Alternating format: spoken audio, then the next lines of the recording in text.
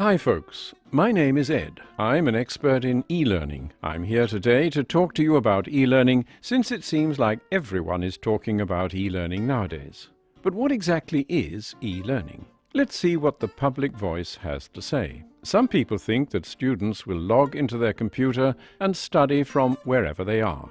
Others have heard that soon students will use their mobile phones to learn. Some people are under the impression that students will no longer need textbooks, but download up-to-date studying material from the internet. Others believe that e-learning will broaden access to education. There's truth in all of these impressions, so let's dig a little deeper. This is Larry, the learner. Larry studies agriculture. On the one hand, Larry comes from a long line of farmers. Their knowledge on agriculture has been passed down through generations. On the other hand, the world has faced tremendous change. These changes are particularly noticeable for Larry's generation, such as advancing technologies, international trade, climate change. Large parts of his studies Larry can even spend on his farm. How does that work? What Larry needs is as much E as necessary and as much human as possible. In Larry's case, that means a computer, an internet connection to connect to his tutors and fellow students, a learning platform to be part of a collaborative learning community. What is a learning platform good for? For providing a syllabus, providing reading material, posting assignments, providing lecture notes to download, informing about exam results, communication purposes. What does a learning platform look like? It can look similar to this, depending on the software you use.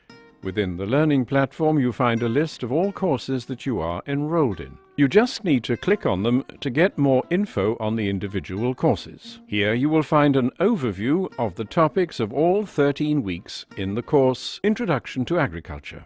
As you can see, in some weeks you will be on campus, such as in week 1 for the introduction and week 2 to learn about plant management. Week 3 you will spend at home, doing self-studying on sustainable land and resource management. Back on campus for week 4, you will have to hold a presentation on your previous self-study. In week 5, you will have your midterm examination on campus. This is what we call blended learning. When we say blended learning, we mean a mixture of different learning environments, mixing face-to-face learning sessions with technology-mediated sessions. For technology-mediated sessions, you can use computers, mobile phones, satellite TV, video conferencing, and so on. Let's take another look at the different functions within the learning platform. If you need more information on your study program, you can click on the course that you are enrolled in. Here you can take a quiz and check your learning progress. Just like in a regular lecture room, your teacher will give you feedback. If you would like to talk to someone, you can check if any of your fellow students are online. In the chat room, you can talk with them in real time. If you need supplementary reading material on campus, it is usually placed on reserved reading shelves by professors for their students. When using a learning platform, you can easily download your reading material. What effect has e-learning on Larry's learning environment?